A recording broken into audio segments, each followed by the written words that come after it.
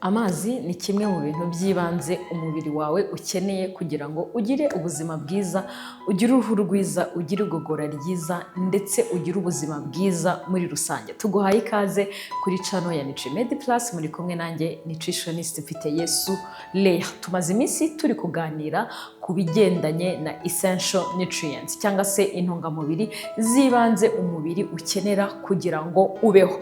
Twarebeye hamwe ibigendanye n'ibitera imbaraga, tureba ibigendanye n'ibyubaka umubiri proteine, tubona ibigendanye n'ibinyamavuta fats and oils. Uyu munsi rero turarebera hamwe ibigendanye n'amazi. Ibyo bintu uko ari bine nibyo twavuze yuko bigize ibyo twita macronutrients cyangwa se intungamubiri dukenera, ariko tukazikenera ku rugero runini kandi umubiri utabasha kuzikorera. Amazi rero ni ikintu cya kane cy'ingenzi mu ntungamubiri z'ibanze umubiri ukenera kugira ngo ubeho. Uyu munsi tugiye kurebera hamwe imimaro 5 y'ibanze amazi agufasha mu kugira ngo ugire ubuzima bwiza muri rusange. Ariko tutarajya mu kamaro amazi amaze mu mubiri wacu, icya mbere nuko ugomba kumenya yuko 50 kugeza kuri 70% y'umubiri wawe ugizwe n'amazi, uhereye ku ruhu, ku bwonko, kuri organs cyangwa se inyama zo mu nda, ukagera no ku magufwa n'uruhu, byose bigiye bifitemo pourcentage y'amazi, kandi akaba ari amwe mu ntungamubiri biyifasha mu gutuma izo ngingo zose n'ibyo bice byose by'umubiri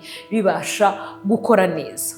Ikintu cya mbere rero ukwiriye kumenya ku mazi nuko amazi niyo agize amaraso, bigatuma amaraso nyine aba afite amatembabuzi cyangwa se ari liquids. Kuko amaraso agizwemo na quantité nyinshi y'amazi, bivuze ngo amazi afite uruhare mu gukorwa kw'amaraso ndetse no mu gutembera neza kw'amaraso, bityo akagira uruhare mu gutuma intungamubiri zigenda mu mubiri neza kandi zikagera kuri buri gice cyose kiri mu mubiri wacu gikeneye intungamubiri. Ikindi kandi kuko nyine ibintu byose biri mu mubiri bigenda mu buryo buri forme ya liquids cyangwa se y'ibisukika, y'ibitembabuzi, bituma ari nayo afasha cyane mu gukura imyanda mu mubiri, kubera ko uruganda rwacu rw'umubiri kugira ngo dutekereze, amaraso agende, duhumeke, biriya byose bimeze nk'ikoreshwa ry'uruganda. Uko uruganda rukora rero ni nako rugira ibyo twita waste products cyangwa se imyanda yakomotse mu mirimo y'uruganda. Umubiri wacu rero kuko nawo rumeze nk'uruganda, rugira waste products cyangwa se imyanda iva mu mubiri wacu. Amazi akaba afite uruhare rukomeye cyane mu gutuma ya myanda iri mu mubiri wacu igenda ivamo buke bukeya, bityo iyi myanda igasohokera mu nkari. Iyo unywa amazi makeya, inkari zawe zirabikubwira. Iyo wihagarika, inkari zisa umuhondo wijimye, zifite umuhumuro utari mwiza, ni ikimenyetso cy'uko unywa amazi make. Ariko iyo zifite agahondo gatoya kadafashe, ni ikimenyetso cy'uko unywa amazi ahagije. Ariko kandi nanone niba ari umweru gusa nk'amazi burundu, nabwo hari igihe uri kunywa amazi menshi arengeje ayo ukeneye. Ikintu cya kabiri rero amazi adufasha nuko amazi adufasha mu kuringaniza ubushyuhe bwo mu mubiri ndetse n'ubwo hanze. Iyo hanze hashyushye, ikimenyetso cya mbere ugira nuko utangira gututubikana cyangwa se kubira ibyuya. Iyo tubura ibyuya ubundi ni mekanizme umubiri ukoramo kugira ngo uringanize ubushyuhe bwo mu mubiri, kuko hanze harashyushye, umubiri utuma utranspira, noneho watutubikana, bigatuma akayaga kagukubita ukumva utangiye kugenda, ubushyuhe bugabanuka, ukonja.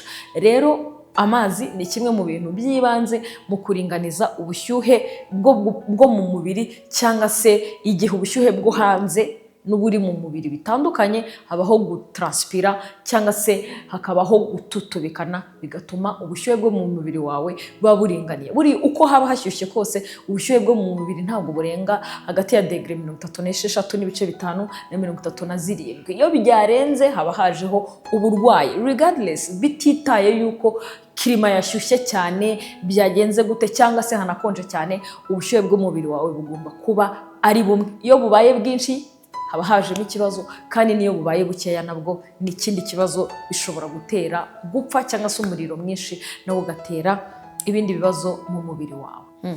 Ikintu cya gatatu amazi adufasha nuko amazi adufasha mu igogora ndetse no mu bigendanye n'inzira y'igogora. Iyo turiye guhera mu kanwa, amacandwe afasha mu gutuma iyo dukacanze ibyo twariye bikaba bishobora koroha. Buriya amacandwe agizwe n'amazi kuri pourcentage iri hejuru. Icya kabiri, mu nzira y'igogora ibiryo bigeze mu gifu nabyo hakenera gastric juices zifasha cyangwa se havuburwa ibindi bintu cyangwa se ayandi mazi afasha mu igogora ry'ibyo twariye.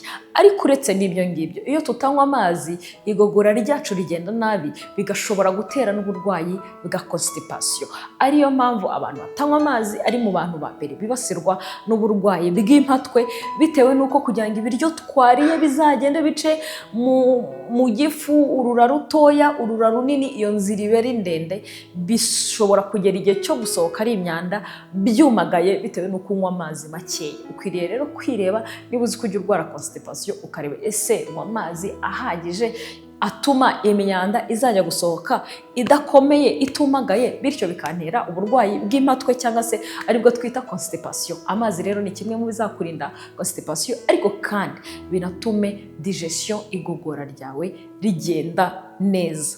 Ikintu cya kane amazi azadufashamo nuko amazi atuma habaho koroha cyangwa se kuba mu ngingo zacu, muri joint zacu ziba zifitemo aya mazi, atuma habaho friction cyangwa se gukora neza kw'ingingo. Buriya ingingo aho zihurira hose habamo ubwoko bw'ibitembabuzi bita synovial fluids zidufasha mu gutuma ingingo ndetse no muri joints aho amagufwa ahurira hakora neza. Ariko iyo unywa amazi makeya, ni kimwe mu bintu bishobora gutuma synovial fluids, aya mazi arimo hagati y'ingingo, aba makeya. Yaba makeya ugasanga umuntu ashobora gutangira kugira uburwayi bwo kubabara mu ngingo, mu mavi, mu mugongo n'ahandi, bitewe n'uko ibyo bitembabuzi biri mu ngingo zawe bidakora neza cyangwa se ari bikeya, bigatuma ushobora kugira ibibazo byo mu ngingo. Unywa amazi rero kugira ngo ugire ingingo zikora neza. Ikintu cya gatanu amazi adufasha nuko akura imyanda mu mubiri cyangwa se icyo twita detoxification. Detoxification ni uburyo ubundi umubiri wonyine wikurira imyanda mu mubiri kandi ufasha mu eliminating cyangwa mu gukura nyine ya myanda yose twabonye ishobora kuboneka mu mubiri wacu biciye icyambere mu mpyiko, nk'uko twari twabivuze yuko impyiko zifasha mu kuyungurura amaraso. Ubundi impyiko nicyo kintu cya mbere zifasha, ziyungurura amaraso zigakuramo ibintu byiza zikabireka bigatambuka, ariko ibintu bibi byavuye mu gukorerwa k'umubiri wacu cyangwa se muri rwa ruganda twise umubiri wacu, hari imyanda isigara. Iyo rero isigaye mu mpyiko, amazi yivanga na ya myanda bikazasohoka nk'inkari. Ikindi kandi amazi akanafasha nanone mu gukora neza k'umwijima, kuko umwijima nawo ufite nawo urundi ruhare mu gukora ibyo twise detoxification cyangwa se mu gukura no kuburizamo ibintu bishobora kwangiza umubiri wacu. Ibyo byose rero amazi afitemo uruhare cyane mu gukorwa neza cyangwa mu gukora neza kw'impyiko ndetse no mu gukora neza k'umwijima, ariho ushobora gukuramo imyanda nk'iyo twita ire n'ubundi bwoko bw'imyanda, bugasohoka mu nkari, bugasohoka mu yindi myanda yose umubiri utakaza. Ikindi rero dukwiriye kumenya, ese ni ibihe bimenyetso bikwereka yuko ufite amazi makeya mu mubiri cyangwa se unywa amazi makeya ugereranyije n'ayo ukeneye? Ikintu cya mbere kizakubaho twakivuzeho ni ukwihagarika inkari zisa umuhondo wijimye. Icya kabiri kandi zishobora kuba zihumura nabi. Icya kabiri ni uko ushobora kurwara umutwe wa hato na hato, ukumva nyine ufite akantu k'umutwe kadasobanutse kandi gahoraho. Abantu benshi barwara umutwe bitewe no kutanywa amazi ahagije.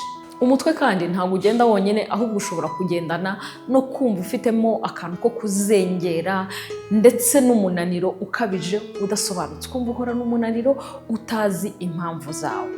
Ikindi kandi gishobora kukubaho nuko ushobora kugira uruhu rwumagaye, ukabona umuntu ararya neza mu buryo busanzwe ariko ufite uruhu nyine ruri dry, rwumagaye, rufite umwera. Ni ikimenyetso cy'uko nanone amazi unywa ari makeya. Ikindi kandi uretse n'uruhu rwumagaye, ushobora no kurwara ya ndwara y'impatwe twavuze nka constipation, kuko nayo ifite ahantu ihurira no kunywa amazi makeya, nubwo atari cyo cyonyine kiyitera, no kuba urya ibiribwa bitarimo fibre cyangwa se ibikatsikatsi byo mu biribwa, nabyo biri mu bintu bishobora kugutera kugira constipation. Ariko kunywa amazi makeya bikaba kimwe mu bintu by'ibanze bishobora gutera kurwara constipation. Ikindi, hari abantu bakenera amazi menshi kurusha abandi. Icya mbere, abantu batwite, abantu bonsa, abantu bari mu bushyuhe buri hejuru cyane bashobora gukenera amazi arengeje ay'abandi bantu basanzwe bakeneye. Ubundi umuntu mukuru aba akeneye hagati ya litiro ebyiri n'igice kugeza kuri litiro 3 z'amazi ku munsi. Ubundi tuvuga yuko ni ibirahure 8 ku munsi, cyangwa se twa ducupa byibura twa mililitiro 500 4 byibura ku munsi. Ariko niba wonsa ukeneye kugeza kuri litiro 3, niba utwite nawe ukeneye kugeza kuri hagati 2 n'igice 3, niba ufite ibiro byinshi nanone ukenera amazi menshi kurusha umuntu ufite ibiro bikeya.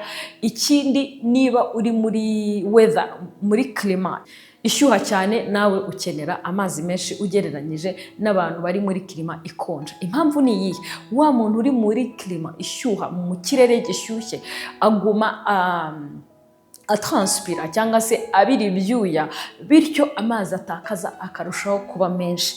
Uko aba menshi rero ni kuba ukwiriye no kongera kunywa yandi kugira ngo umubiri wawe ugume ufite amazi ahagije. Ikindi, niba uri umusportif cyangwa se uri mu myitozo ngororamubiri, nawe uri gutakaza ayandi mazi aciye mu gutranspira, aciye mu byuya, nawe uba ukeneye kunywa andi mazi asimbura yayandi watakaje aciye mu kubira ibyuya byinshi. Abo rero nibo bantu baba bakeneye amazi ari hejuru. Hari ubundi buryo bworoshye bushobora kugufasha mu kumenya amazi ukwiriye kunywa. Ubundi ufata ibiro byawe ukagabanya 30, uhita ubona amazi ukwiriye kuba wanywa. Niba ufite rero ibiro 60, ugabanyije 30 urahita ubona litiro 2. Ariko kugira ibiro byinshi bivuze ngo wagakwiriye kunywa amazi menshi. Gusa kuri ayo mazi ntago yo ari amazi asukika gusa, ahubwo harimo ari inclusive, includinga cyangwa se ababariyemo n'amazi wanyweye no mu bindi binyobwa. Ariyo mpamvu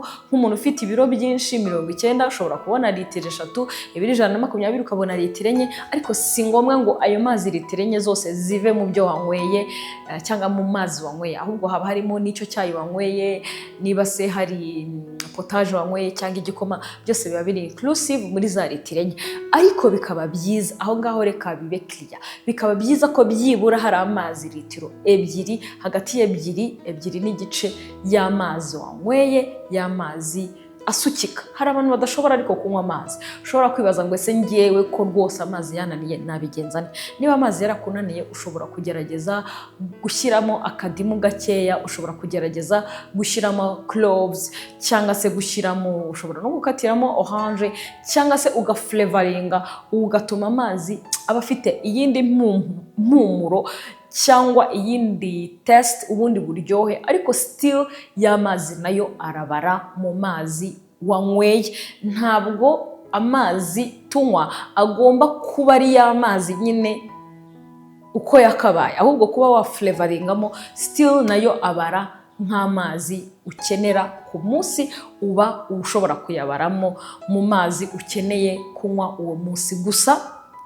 wihereza intego yo kunywa byibura litiro 2 cyangwa se ibirahure 8 ku munsi by'amazi kugira ngo ugire ubuzima bwiza. Nibyo rero twari twabahitiyemo uyu munsi, kandi uyu munsi tukaba dusoje icyiciro cya macronutrients cyangwa se cya za ntungamubiri dukenera kuri quantité nini kandi umubiri utabasha kwikorera. Twabonye yuko ibitera imbaraga biduha kalori 4, ibyubaka umubiri proteine zikaduha karori 4 ku igarama, ibinyamavuta bikaduha karori 7, amazi yo aduha karori 0, nta karori atanga, nta mbaraga amazi atanga, cyangwa se nta n'ibinyamasukari amazi atanga, ahubwo nyine amazi n'amazi, kandi amazi n'ubuzima. Tubifurije rero kugira ubuzima bwiza ndetse no gukomeza gukurikirana Nutrimed Plus. Tukwibutsa ngo niba utarakanda subscribe yikande kugira ngo ujye urushaho kumenya byinshi kubigendanye n'ubuzima ndetse no kuboneza imirire yawe ya buri munsi. Niba hari ibyo twavuze wumvishemo ufitemo nk'uburwayi nka constipation, umutwe udakira ndetse n'ubundi burwayi bugendana no kutanywa amazi n'ubundi, wadusanga Kimironko hafi ya Simba Supermarket kuri Nutrimed Plus. Wanaduhamagara kuri 0788940474. Turabararikira kuzaguma gukurikira izi series, aho noneho ubutaha tuzatangira kubigendanye na micronutrients, imyunyungugu n'amavitamine. Ntimuzacikwe.